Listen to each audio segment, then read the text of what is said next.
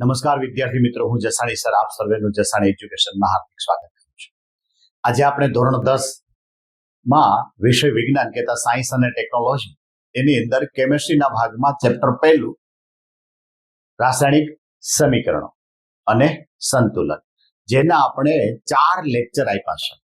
ચારે 4 લેક્ચરની અંદર એમ કહેવાય કે પ્રસ્તાવના ટોપિક 1.1, ટોપિક 1.2, 1.2 ના 2 લેક્ચર થયા છે. એક છે રાસાયણિક પ્રક્રિયાઓ અને બીજું છે તફાવત અને રેડોક્સ પ્રક્રિયાઓ. આની અંદર જે કઈ નોટ્સ આપવામાં આવી છે એ એમ કહેવાય કે ટેક્સ્ટબુકને આધારે આપવામાં આવી છે અને એક ક્વેશ્ચન બોર્ડની અંદર પૂછાય અને જો તમે આ આધારિત પ્રશ્નનો આન્સર લખો તો તમારો એક પણ માર્ક કપાય નહીં. આજે આપણે જોવાનું છે આ ચેપ્ટરનો લાસ્ટ ટોપિક કે ઓક્સિડેશન માં ક્ષારણ એટલે શું. ક્ષારણ એટલે ઓક્સિડેશનની પ્રક્રિયા છે તે સમજાવું. હવે ઓક્સિડેશનની પ્રક્રિયા કોને કહેવાય આપણને ખબર છે. ઓક્સિડેશન અને રિડક્શન આપણે જોયું છે. જો કોઈ પદાર્થ ઓક્સિજન મેળવી અને પ્રક્રિયા કરે તો એને ઓક્સિડેશનની પ્રક્રિયા કહેવાય અને જો ઓક્સિજન ગુમાવે તો એને રિડક્શનની પ્રક્રિયા કહેવામાં આવે. એમાં આપણે ઓક્સિડેશનની પ્રક્રિયા જોવાની છે. ઓક્સિડેશનની પ્રક્રિયા એટલે ક્ષારણ એટલે શું. આવો ક્વેશ્ચન પૂછે કે ધાતુની સપાટી પર લાગતો કાટ અથવા તો ક્ષારણ એટલે શું. તો કે જ્યારે ધાતુ પર તેની આસપાસના પદાર્થ, ધાતુ જ્યાં હોય એની આસપાસના પદાર્થ કેવા હોય તો કે ભેજ હોય, એસિડ વગેરેની અસર થાય છે ત્યારે ધાતુનું ક્ષયન થયું કહેવાય અને આ પ્રક્રિયાને એમ કહેવાય કે ક્ષારણ કહેવામાં આવે છે. ધાતુની આસપાસ અથવા તો ધાતુના સંપર્કમાં ભેજ અથવા તો એસિડ જો આવે તો એમ કહેવાય કે એનું ક્ષયન થાય. બરાબર, તો એ પ્રક્રિયા શું થઈ? ક્ષારણ થઈ છે. બીજું જ આવું ઉદાહરણ આપ્યું, જ્યારે લોખંડને કાટ લાગે છે ત્યારે તમે જોયું તેના પર લાલાશ પડતો કથાઈ રંગનો પાવડરનું આવરણ થઈ જાય છે. બરાબર છે. આ રોજબરોજ તમારી નજરમાં આવતી ઘટના છે. તમારી આસપાસ, ઘરની આસપાસ જો લોખંડને ખીલી કે સળિયો પડ્યો હોય અને એમ કહેવાય કે ભેજવાળા વાતાવરણની અંદર કે ખુલ્લા વાતાવરણમાં જો એ આવે તો એના પર કાટ લાગે છે અને કાટ લાગવાથી આપણે એનો કલર જોયો છે, કથાઈ રંગના પાવડરનું આવરણ જામી જાય છે. આવી જ રીતે એમ કહેવાય કે ચાંદી અને તાંબાનું ક્ષારણ પણ થાય છે કારણ કે એ પણ ધાતુ છે. ચાંદી પર કાળા રંગનું અને તાંબા પર લીલા રંગનું સ્તર જામી જાય છે. લીલા રંગનું સ્તર જામી જાય છે. ક્ષારણને કારણે મોટર કારના જે ભાગો છે જે ધાતુના બનેલા હોય, પુલની અંદર જે લોખંડ વપરાતું હોય, બરોબર, લોખંડના પાટા, જહાજની અંદર પણ એમ કહેવાય કે ધાતુનો ઉપયોગ થતો હોય, લોખંડનો ઉપયોગ થતો હોય. તેમજ એવી વસ્તુઓ કે જે ખાસ કરીને એમ કહેવાય કે લોખંડ ધાતુની બનેલી હોય છે ત્યારે એમ કહેવાય કે એ ભેજયુક્ત વાતાવરણની અંદર આવે ત્યારે એમાં નુકસાન થાય છે. તેથી લોખંડનું ક્ષારણ એ ગંભીર સમસ્યા છે.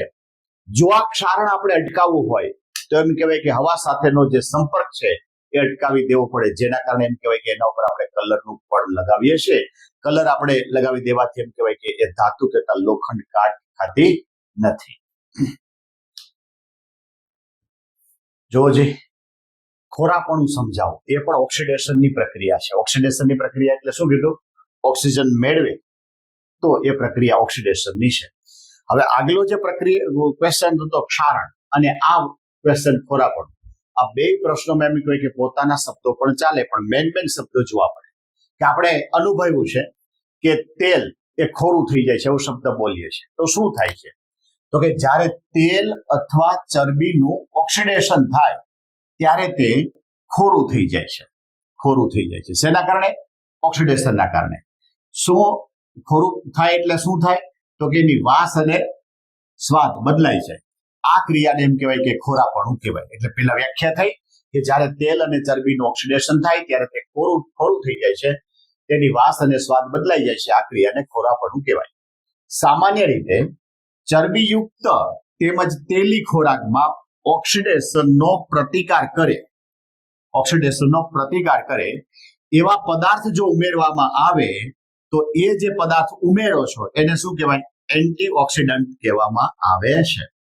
પેલા ખોરાપણું અટકાવવા માટેનો જે પદાર્થ છે એને એન્ટીઓક્સિડન્ટ કહેવામાં આવે છે. એ શું કામ કરે? તો કે ઓક્સિડેશનની પ્રક્રિયા અટકાવે છે. માટે જેનું ઓક્સિડેશન થતું હોય એ પદાર્થમાં એને ઉમેરવામાં આવે છે. આ સિવાય બીજો ઉપાય, ખોરાકને હવાચુસ્ત બંધ પાત્રમાં રાખો તો એમ કહેવાય કે ઓક્સિડેશન ધીમું થઈ જાય છે અને ખોરાપણું અટકી જાય છે. માટે આપણે એરટાઇટ વાસણનો અથવા તો પાત્રનો ઉપયોગ કરીએ છીએ, સાધનનો ઉપયોગ કરીએ છીએ. ત્રીજું, બટાકાની ચિપ્સનું ઓક્સિડેશન થતું અટકાવવા માટે બેગમાં નાઇટ્રોજન જેવો નિષ્ક્રિય વાયુ ભરવામાં આવે છે. તો ઓક્સિડેશન એટલે ખોરાપણું. એ ખોરાપણુંમાં શું થાય તો કે ઓક્સિડેશનની પ્રક્રિયા થાય, જેને ખોરું થઈ જાય, વાસ અને સ્વાદ બદલાઈ જાય. આ અટકાવવા માટે ચરબીયુક્ત અને તેલી પદાર્થમાં જો તમે ઓક્સિડેશનનો પ્રતિકાર કરે એવા પદાર્થ ઉમેરો તેને એન્ટીઓક્સિડેશન કહેવાય. આ ખોરાકને જો હવાચુસ્ત બંધ પાત્રમાં રાખો તો ઓક્સિડેશન ધીમું થાય, એટલે લાંબા ગાળે એમ કહેવાય કે એમાં ખોરાપણું જોવા મળે.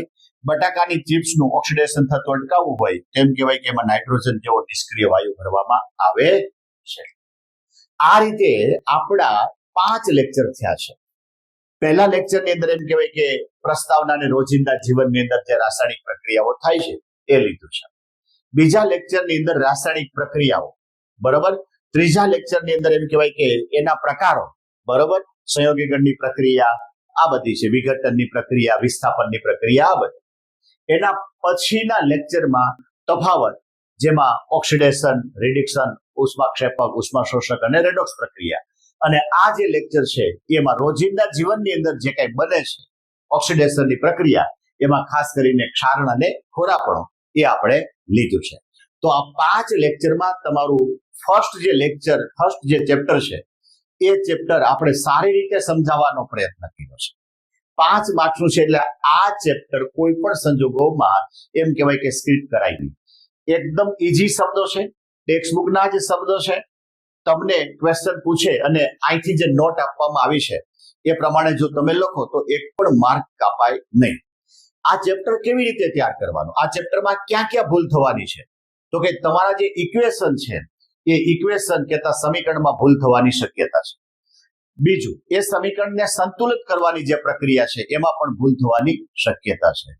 ઘણી વખત તમે એ જે કઈ પ્રક્રિયકો કે નિપજ લીધી છે મળે છે એની અંદર એ સોલિડ, લિક્વિડ, ગેસ અથવા તો દ્રાવણ, જલીય આવું લખવાનું પણ ભૂલી જશો. આવા પ્રકારની પણ ભૂલ થવાની શક્યતા છે. તો આના માટે શું કરવાનું તો કે આ ચેપ્ટરની જે તૈયારી છે એ પહેલા આ વિડીયો તમારે જોવાનો છે. જોયા પછી એમ કહેવાય કે લખવાનું છે તમારી નોટની અંદર. લખ્યા પછી તમારે ફરી વખત આ જે તે ટોપિક જોવાના છે કે આપણે પ્રિપેરેશન કેવી રીતે કરી હતી જે તે ટોપિકની, અને ખરેખર આપણે લખ્યું ત્યારે શું લખ્યું છે. જ્યાં શબ્દોમાં ફેરફાર થયો હોય, દાખલા તરીકે આ પ્રશ્ન તમે તૈયાર કરો છો તો ઘણી વખત અહીંયા ઓક્સિડેશનની જગ્યાએ તમે રિડક્શન લખી નાખ્યું છે, પણ તમે આ વિડીયોમાં ફરીથી જુઓ એટલે તમારી જે લખાણની ભૂલ છે એ પરફેક્ટ રીતે તમે પકડી શકશો. ફરી વખત એ વિડીયો દ્વારા પ્રિપેરેશન કરો અને ફરી વખત લખો. આવી રીતે 2 થી 3 વખત તમે લખવાની પ્રેક્ટિસ કરશો એટલે એક ક્વેશ્ચન એમ કહેવાય કે સારી રીતે તૈયાર થઈ શકશે. એક વખત આ ચેપ્ટરની તૈયારી થઈ ગયા પછી 15 કે 20 દિવસ પછી પાછા આ ચેપ્ટર બહુ સ્પીડથી આ વિડીયો જોઈ લ્યો તો પણ તમારા માઇન્ડમાં એનું રિવિઝન થઈ જાય અને પછી એક પ્રશ્ન પાછો વ્યવસ્થિત તૈયારી કરી શકાય. તો ત્યારે એકદમ ઓછા સમયની અંદર આની પ્રિપેરેશન થઈ શકે. માટે આ ચેપ્ટરના જે 5 વિડીયો છે એ દરેક વિદ્યાર્થી માટે એટલા બધા ફાયદાકારક છે. માટે દરેક વિદ્યાર્થી આનો લાભ ઉઠાવે એ માટે અમારી જે ચેનલ છે ચેસાણી એજ્યુકેશન ચેનલને લાઇક, શેર અને સબસ્ક્રાઇબ કરવાનું પણ ભૂલતા નહીં.